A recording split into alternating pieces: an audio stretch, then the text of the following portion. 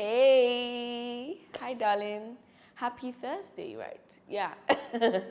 Wonderful Thursday to you this beautiful afternoon. How are you doing? How's your week been? How's your day going? Awesome, awesome.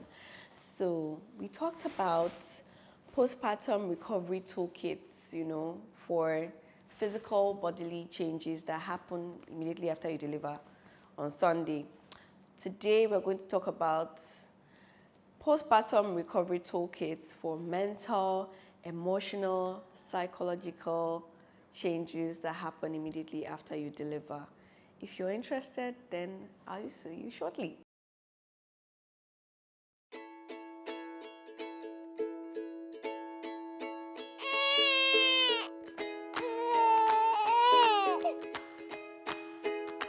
Yeah, welcome back to our channel. My name is Mariah Ahunaya, and together with you, we host this current series that helps mommies, new mommies and daddies to navigate this new phase of their lives, the phase of childbirth, child raising, and by the help of God, we've been doing a good job, I hope. Anyways, we're continuing on something that we started like a while ago, postpartum changes and how to, navigate or how to enjoy the postpartum experience a bit better than we normally would without some of these toolkits or instruments of healing.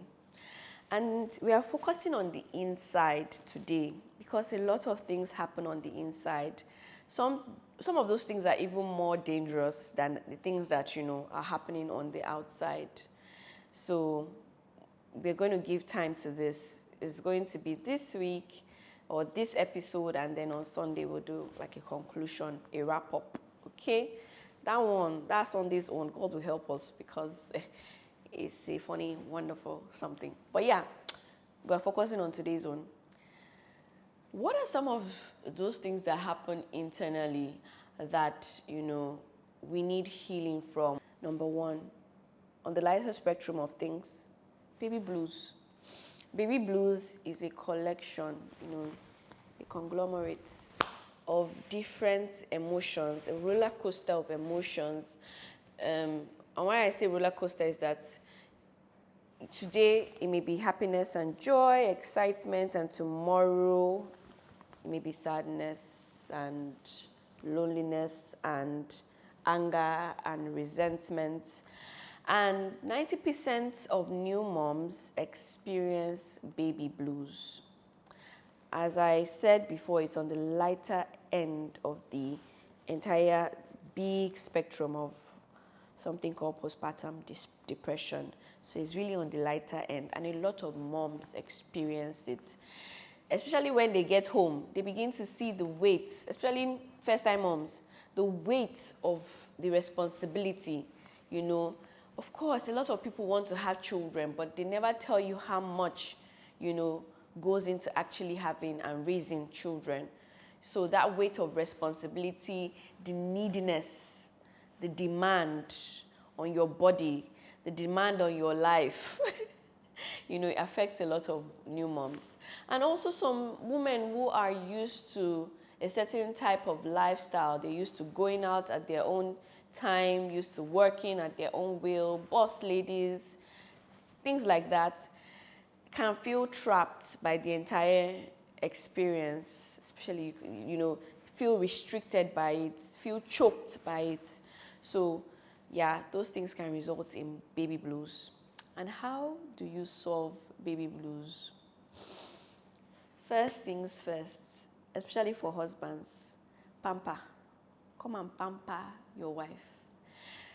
Arm her or arm yourself with a good support system, okay? A helpful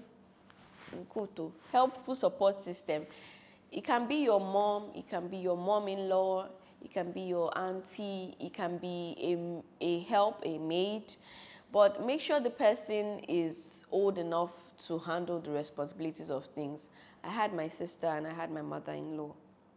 Though my sister did majority of the work, but yeah, I could easily tell her to do this and that. Someone who is mature enough to understand the need that you have at that moment. So you want to have that kind of person around to pamper you, to help you. The time that you give birth, is not the time for you to now be showing that you're a superwoman. No. It will affect you more. It's the time for you to receive all the help that you can get, to embrace all the help that you can get, to be spoiled, to be called lazy because you have your work cut out for you already. I mean, you had your work cut out for you when you were pregnant, but you actually have your work cut out for you even now. So please receive and embrace all the help that you can get without feeling bad for it. And make sure it is responsible, listening help that will not add to your problems, okay? So that's like the first thing. Second thing is to load up on your postnatal vitamins. Your doctor will even give you. Those things have a way of helping your hormones as well and elevating your mood. Third thing is go out in the sun as often as you can. Take strolls.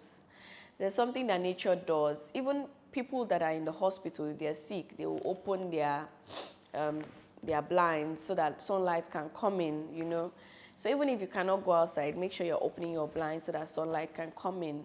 You can use sunscreen if you're afraid of anything, but make sure you're experiencing some form of sunlight and natural air. It will boost your mood as well. Also, make sure that you're eating well.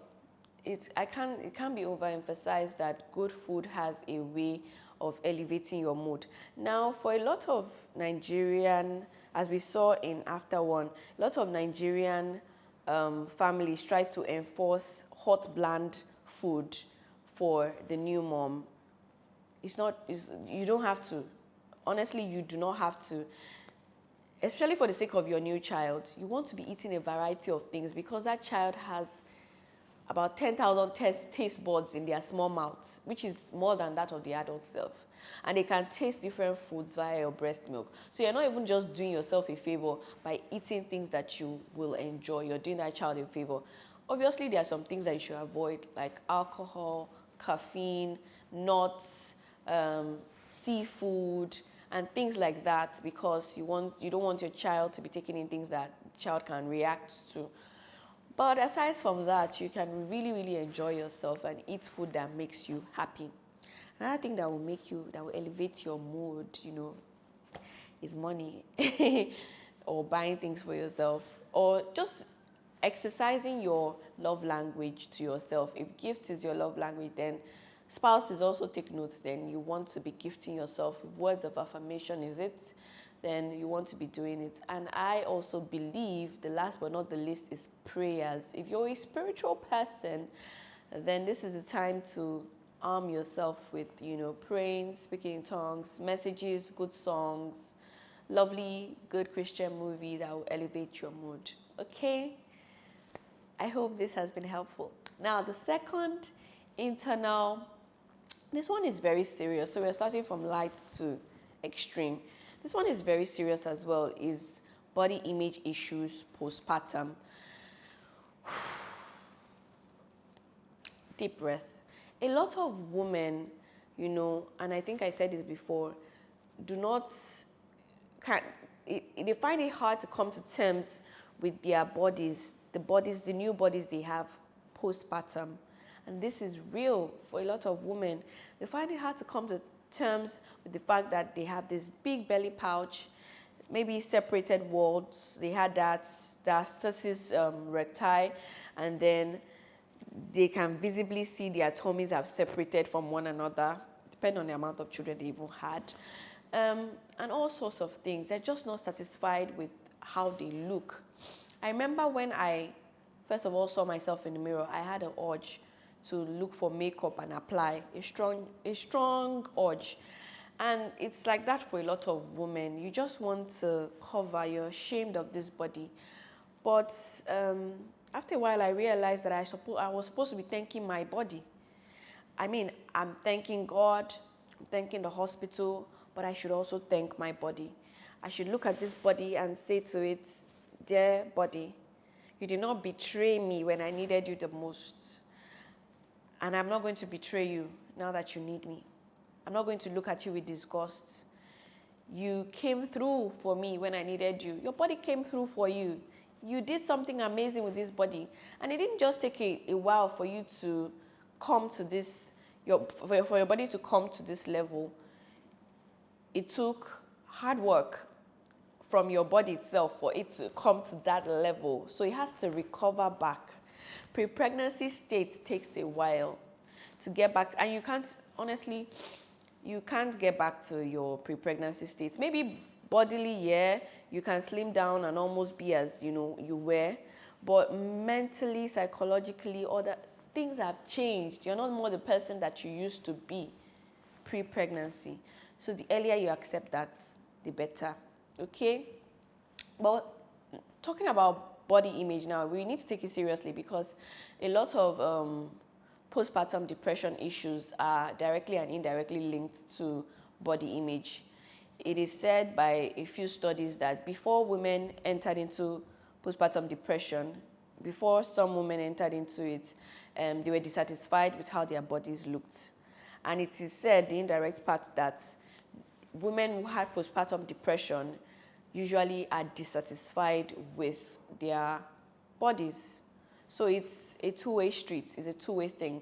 Either ways, your body image is very important in your journey of a good mental health and you not falling into PPD. Okay? Okay, are you listening? Now, spouses, you also have to get in here. One thing that will help you to boost your body image, if you're having body image issues, is to sit down and assess what are the things that are wrong, what are the things that you can correct. Obviously, you know that you can't start exercising immediately after you deliver. And it's also time to shun or cut out voices. A lot of people, external people, don't help in body image issues. Some people come to the house and they are already advising you to snap back. Some friends will tell you, you need to start doing this. Just stop them in their tracks. Let them know the importance of you doing things in your own time. Or if there are people that you cannot stop in their tracks, listen with a deaf ear. You get what I mean, okay? When you're ready to go through your journey of losing weight, of whatever, then you will do it.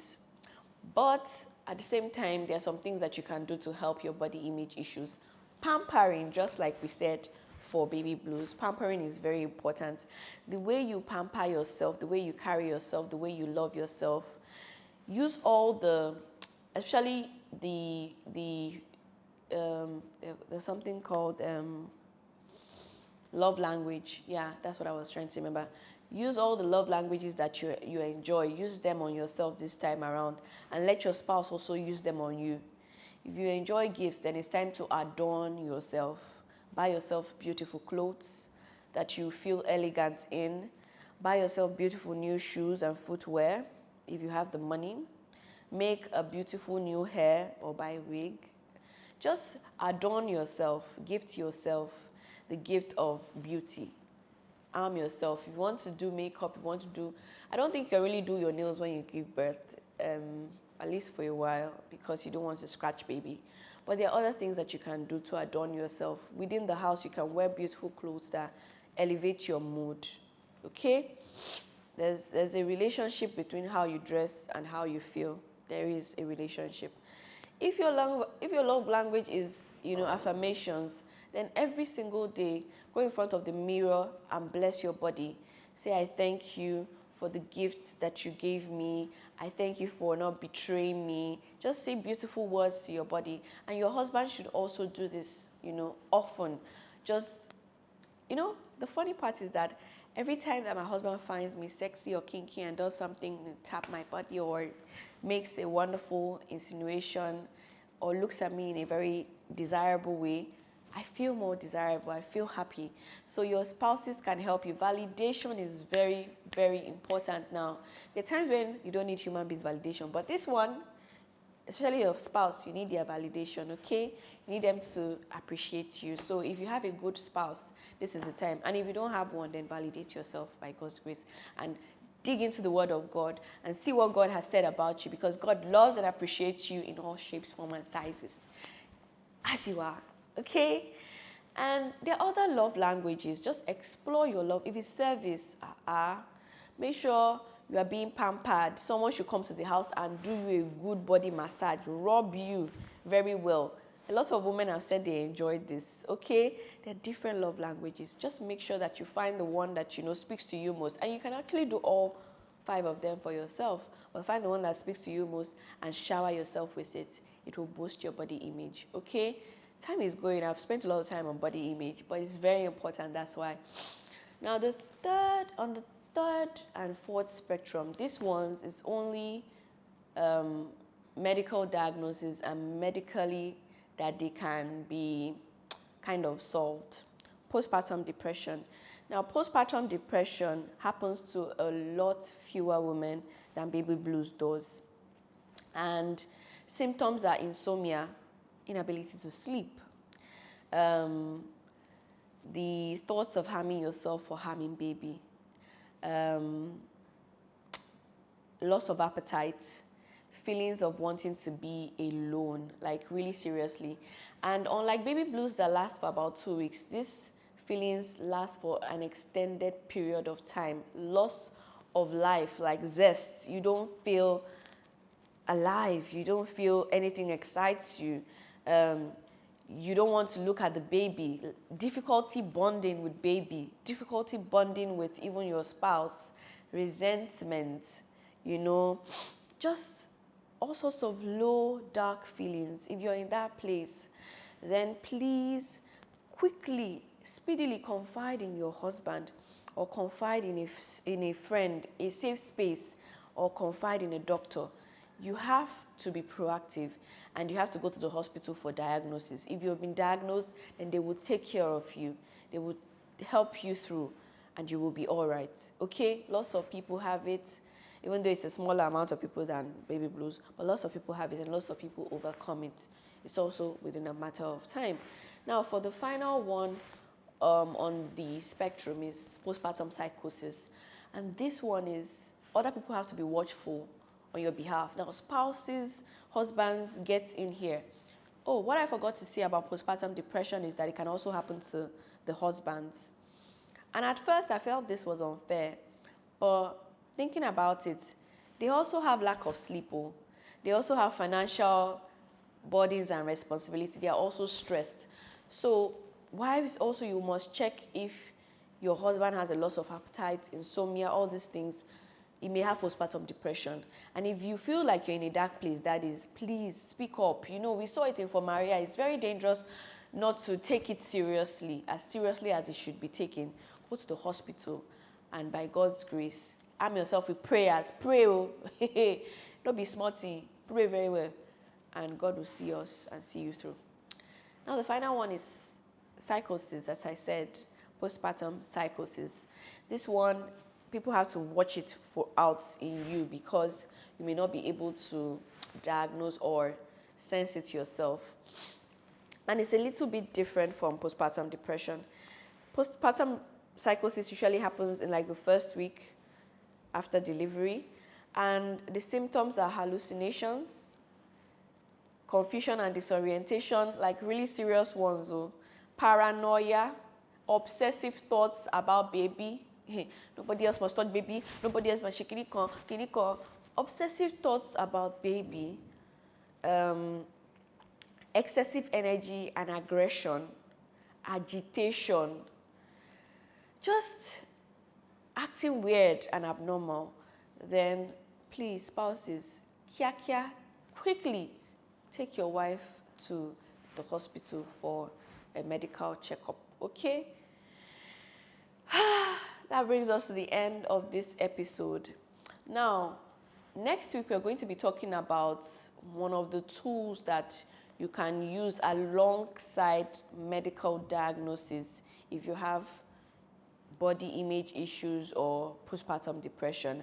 And that final tool is a process of documenting your birth story without re-traumatizing yourself. Actually, processing your birth story without re-traumatizing yourself. So processing it involves thinking about it, reflecting on it, and writing it down. And maybe it may even involve a rebirthing ceremony for some women. So if you want to learn about all that, then stay tuned. We'll see each other next week or next episode. Till then, have a beautiful, beautiful day. Much love. Bye.